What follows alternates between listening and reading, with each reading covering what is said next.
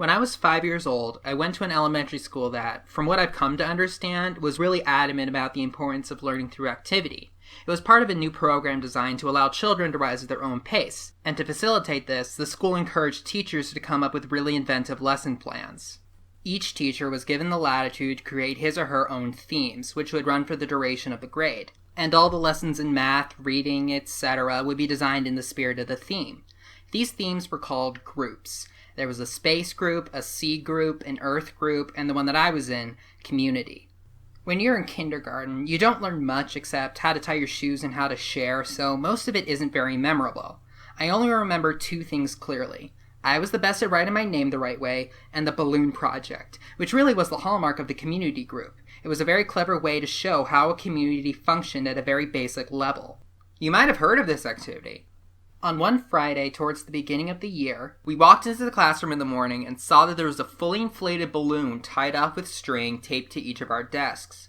There was also a marker, a pen, a piece of paper, and an envelope. The project was to write a note on the paper, put it in an envelope, and attach it to the balloon, which we would draw a picture on if we wanted.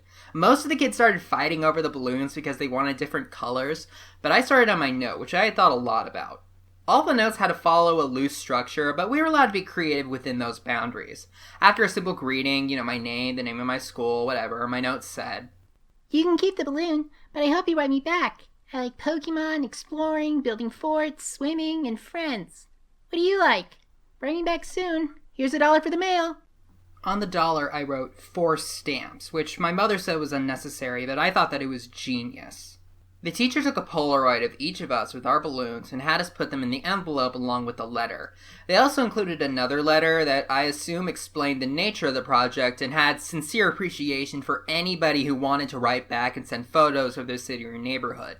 That was the whole idea, to build a sense of community without leaving the school, and to establish safe communication with outside people. It really did seem like a fun idea. Over the next couple of weeks, the letters started to roll in.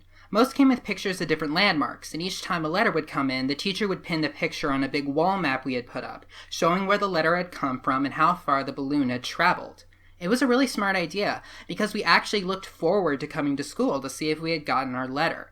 For the duration of the year, we had 1 day a week where we would write back to our Penpal, or another student's Penpal in case our letter hadn't come in yet. Mine was one of the last to arrive. When I came into the classroom, I looked at my desk and once again didn't see any letter waiting for me. But as I sat down, the teacher approached me and handed me an envelope. I must have looked excited because as I was about to open it, she put her hand on mine to stop me. She looked me in the eye and told me not to get upset about what I saw. I didn't understand what she meant. How would I be upset now that my letter had come? Initially, I was mystified that she would even know what was in the envelope, but now I realize that of course the teachers had screened the contents to make sure there was nothing obscene, but all the same, why would I be disappointed? When I opened the envelope, I understood. There was no letter. The only thing in the envelope was a Polaroid, but I couldn't really make out what it was. It looked like a patch of desert, but it was too blurry to decipher. It looked like the camera was moving while the picture was being taken. There wasn't a return address, so I couldn't even write back if I wanted to. I was crushed. The school year pressed on, and the letters stopped coming for nearly all of the other students. After all, you can only keep up a written correspondence with a kindergartner for so long. Everybody, including myself, had lost interest in the letters almost completely. But then I got another envelope. I was really excited. I reveled in the fact that I was still getting a letter when most of the other pen pals had abandoned their involvement completely.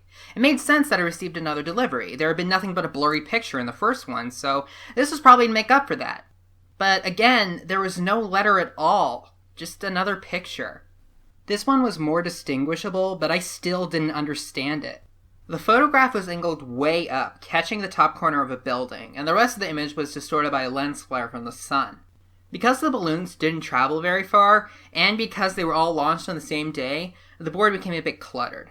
The policy for the students still exchanging letters became that they would take the photographs home. My best friend Josh had the second highest number of pictures taken home by the end of the year. His pen pal was really cooperative and sent him pictures from all around the neighboring city. Josh took home, I think, 4 pictures.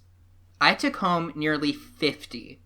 The envelopes were all opened by the teacher, but after a while, I stopped even looking at the pictures. However, I saved them in one of my drawers that housed my other collections. You know, rocks, baseball cards, comic book cards, and little miniature baseball helmets that I'd get out of a vending machine at Winn-Dixie after t-ball games. With the school year over, my attention turned to other things. My mom had gotten me a small snow cone machine for Christmas that year, and Josh had really envied it. So much so that his parents bought him a slightly nicer one for his birthday, which was towards the end of the school year. That summer, we had the idea that we would set up a snow cone stand to make money. Josh lived in a different neighborhood, but we eventually decided that my neighborhood would be better because there were a lot of people who cared for their lawns. The yards in my neighborhood were slightly bigger.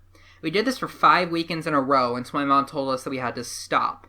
And I've only recently come to understand why she did that. On the 5th weekend, Josh and I were counting our money. Because we both had a machine, we each had a separate stack of money that we put together into one stack and then split it evenly.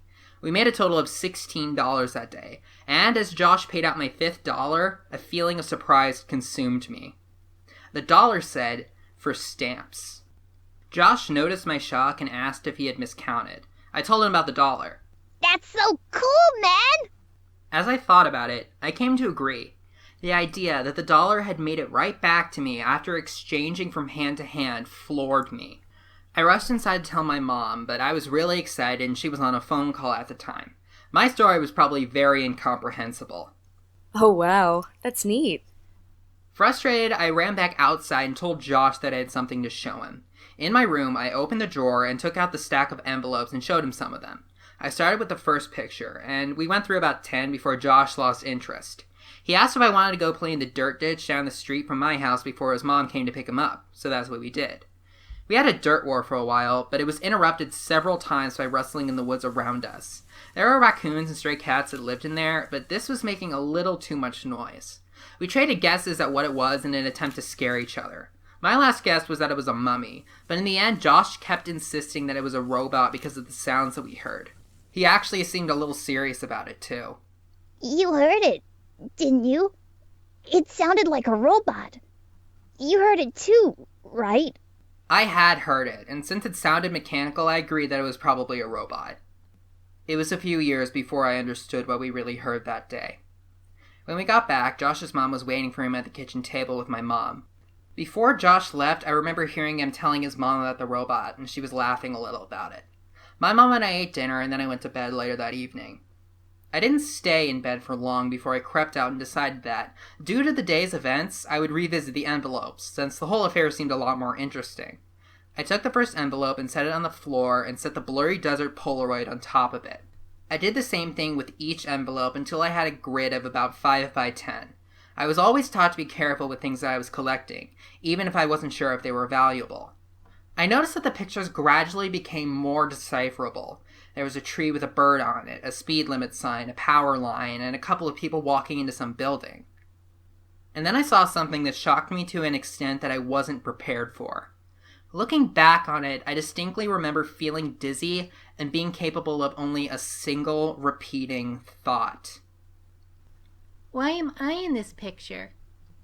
In the photograph of the group of people entering the building, I saw myself holding hands with my mother at the very back of the crowd of people. We were at the very edge of the photo, but it was undeniably us. My eyes swam over the sea of Polaroids as I became increasingly anxious. It was this really odd feeling. It wasn't fear, it was the feeling you get when you're in trouble. I'm not sure why I was flooded with that sensation, but I just sat there, floundering in the distinct sense that I had done something wrong. A feeling that only intensified as I looked at the rest of the pictures. I was in every single photo. Few of them were close up, and few of them were only of me, but I was in every single one of them. Off to the side, in the back, at the bottom of the frame. Some of them only had the tiniest part of my face, really blurry, captured at the very edge of the photo. But nevertheless, I was there. I was always there. I didn't know what to do. Your mind works in funny ways as a kid, but there was a large part of me that was afraid of getting in trouble for simply still being up. Since I already had the looming feeling that I did something wrong, I decided that I would wait until tomorrow to tell my mom about it. The next day, my mom was off work and spent most of the morning cleaning up around the house. I watched cartoons, I imagine, and waited until I thought it was a good time to show her the Polaroids. When she went out to get the mail, I took a few of the Polaroids and put them on the table in front of me as I waited for her to come back inside. When she returned, she was already opening letters and throwing some junk mail into the trash can. Mom, can you come here for a second? I have these pictures Just give me a minute, honey. I need to mark these on the calendar. After a minute or two, she stood behind me and asked me what I needed. I could hear her shuffling with the mail behind me, but I just looked at the Polaroids and told her about them. As I explained more and pointed to the pictures, the frequent uh-huhs and okays decreased. And suddenly she went completely quiet, making only a little noise with the mail. The next sound I heard was as if she was trying to breathe in a room that had no air in it. When she caught her breath, she dropped the remaining mail on the table and ran to the kitchen to get the phone. Mom, I'm sorry. I didn't know about this. Please don't get mad at me. She was pacing and shouting into the phone pressed to her ear. I nervously fiddled with the mail sitting next to my Polaroids. The top envelope had something sticking out of it that I thoughtlessly pulled on until it came out. It was another Polaroid. Confused, I thought that somehow one of my Polaroids had slipped into the stack when she threw the mail down, but when I turned it over and looked at it, I realized that I had not seen it before. It was another picture with me in it, but this one was a much closer shot. I was surrounded by trees and was smiling. But it wasn't just me, I noticed. Josh was there too. This was us from yesterday. I started yelling for my mom, who was still screaming into the phone. I repeatedly called for her until she finally responded. What? I could only think to ask one thing. Who are you calling? I'm talking on the phone with the police, honey. But why? I'm sorry. I didn't mean to do anything. She answered me with a response that I never understood until I looked back on it several years later. She held the envelope up to my eyes, but I could only look at her and watch as all the color began draining out of her face. With tears welling up in her eyes, she said that she had to call the police because there was no postmark.